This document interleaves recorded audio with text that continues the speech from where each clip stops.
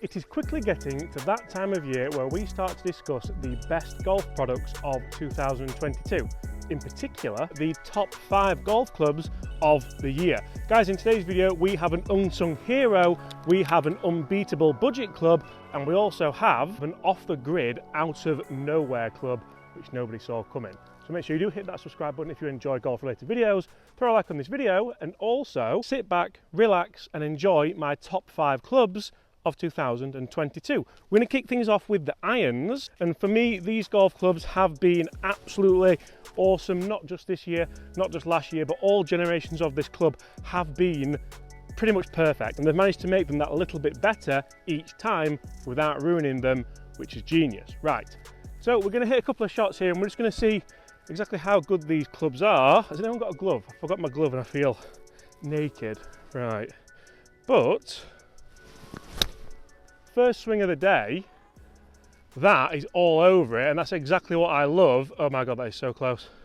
That is what I love about these golf clubs. When testing these out here, I actually hold a shot on a par 3. Some people call it a hole-in-one, some people don't. But for me, what Cobra have done with the new Forged Tech irons is nothing short of genius, because they've made them a tiny bit smaller, a tiny bit sleeker. They've still got that forgiveness element, they're still forged, they're still hollow body, but the look, beautiful. So much so, I honestly don't know why I haven't used them this year. Chris tried to put them in the bag, but he actually preferred last year's, and I really don't know why, because these for me look a lot better. They're a little bit sleeker, and even when you go up to kind of the mid irons, I love the shape of them, love the look of them. This is the one we had the hole-in-one with. Can we get another? That's a horrible toey strike, yet it's going to be middle of the green. It is middle of the green as well. Can I just show you how bad you can strike these irons? My ball was on that red tee, and that is the strike I've just put on this 8 iron. And the result, that kind of speaks for itself. So this first shot is the first shot that hit with a pitching wedge off the forward tee. This is the horrible struck 8 iron, and it is, as you can see, on the green with a chance of a birdie. Now let's talk unsung hero. I'm aware this video is starting to sound a little bit like the Pride of Britain Awards, but we could call it the Pride of Golf Awards, because these clubs have been around for so long, the man behind them keeps making them better and better and better without ruining them. There's a trend coming here, I know. And you see, for me, without a shadow of a doubt, the unsung heroes of golf, not just for this year, but maybe for last year and the year before and 15 years before that, has to be the Titleist Vokey wedges. Now, the Titleist Vokey wedges have been around what seems like from the dawn of time, and Bob Vokey, the lead man behind them, I was lucky enough to meet him a couple of years ago on the launch of the SM8, is a genius. What he doesn't know about golf isn't worth knowing. And for me, the SM9s feel great, perform great. They've lasted a season in my bag, which to be honest is a rarity, as we know. And the options available from grind to bounce to loft to colour to finish to shaft is really astonishing. And to be honest, my bunker play is the best it's ever been, I think partially down to these wedges. Every time on a string.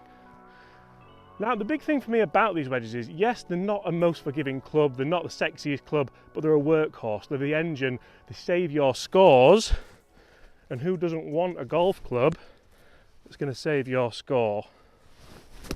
Again, on string. Go on, go on! Oh. Guys, they are the unsung hero, they are one of my top 5 clubs of 2022, and this is exactly why. They do the dirty work. Come on, England. So you have seen my favourite irons of the year, my favourite wedges of the year. Isn't it funny how not all of these clubs are in my golf bag? Kind of speaks volumes about how much good stuff is out this year. And as you can see, the best driver wasn't a very easy decision. Let's talk. Because you see, driver is an interesting one. You can get a forgiving driver, you can get a low spin driver, you can even get an anti-slice driver if your heart desires. But they've been so expensive this year and last year. So what drivers changed the game a little bit? And this has been a real tough one because there's been so many great drivers released in 2022. We've had the Carbonage from TaylorMade with the red face, the TaylorMade Stealth. We've had the Callaway Rogue ST, we've had the Ping G425, which has been around, to be honest, since the dawn of time now, hasn't it? But that is now going for something new, which we're not allowed to talk about unless you're Alex Etchers. To me, bah! The wig's on, so make sure your furniture is bolted down to the ground because there's about to be a storm. Titleist TSR3 has been a driver I've actually put in the bag recently because I really enjoyed the feel and sound of it. Cobra have been a good one. The Mini driver's back in black, but it's none of these, not really. You see, I mentioned something earlier in this video about something on a budget, about it being affordable. I never thought I'd be saying this about this brand, but for me, this kind of has to be the driver of the people. I paid £129 for this. I know that was in a sale, I know they're now sold out, but the new ones aren't that much more. And when they perform like this, whoops, minded a new one now, I didn't mean to do that. And I'm not exactly sure if it's maybe the Yorkshireman in me, if it's something about the cost of living crisis and being able to still play golf and buy brand new golf clubs that look this good, sound this good, and perform this good. But for the price, like, it may not be the best performing driver that I've hit this year. I mean, it's probably not far off realistically, but I know that that is not going to let me down. That is a lovely ball flight as well, isn't it? That is straight down the middle of the fairway. And then if you said, well, that's all good and well, James, even the blind squirrel occasionally finds a nut, do it again. So I go, you know what, okay. I feel like all I have to do with this club is make a big turn, get it to the top of the backswing, and I hit you exactly the same shot. This side, just down the right side of the fairway. Now, every club that I talk about in this video does have a reason for being in this video. Not every club is a club. There's a riddle for you. Stay tuned and find out what it is. And speaking performance, to be honest, I'm going to take that and that all day on this horrible par 4. And I'll probably flick it down onto the green using my unsung hero of a club, the Vokey wedge. Then we'll talk.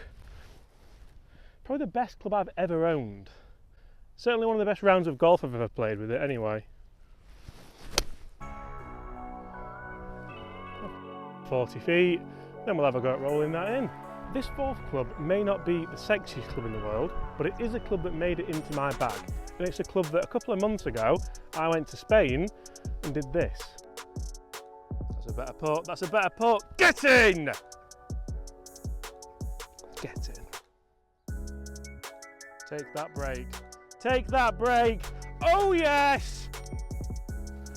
I'm not going to lie, it was rather remarkable. I hit some good tee shots and some good iron shots, but I just hold putt after putt after putt using the Odyssey Las Vegas Toulon design putter with the Stroke Lab shaft. I absolutely love this thing. It's taken me so long to find a putter that I'm just happy with. I know I'm going to change it till at least next year anyway, but it just gives me so much confidence. This is a 40 footer. Tour stats would dictate we are more likely to 3-putt this than hole it. And that's true because Chris has told me and he knows all the stats. But I just feel like I'm calm with it, I'm at ease with it. I can just stroke it, and as long as I get the right line and something like the right pace, it's going to be there or thereabouts. It's stress-free.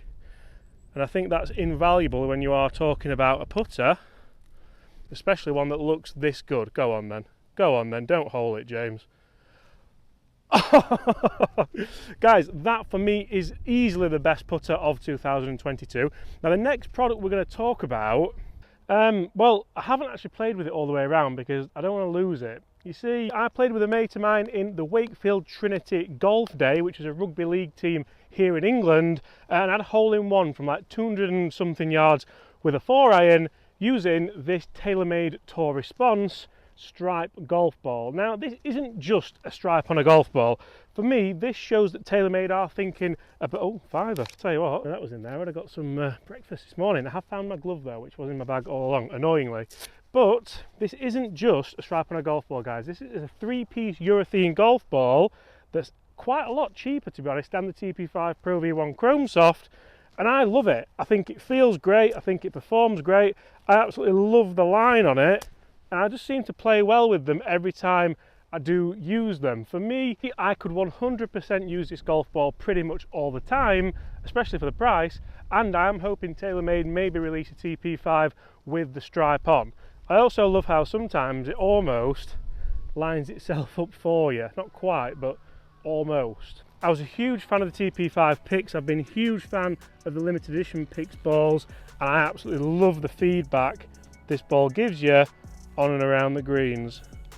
Guys, oh, it's gone that way. I can't believe that's gone left. Guys, that has been my top 5 golf products for 2022. I really hope you've enjoyed it. If you have, smash that subscribe button below. I look forward to seeing all your smiling faces at the same time tomorrow. Bye.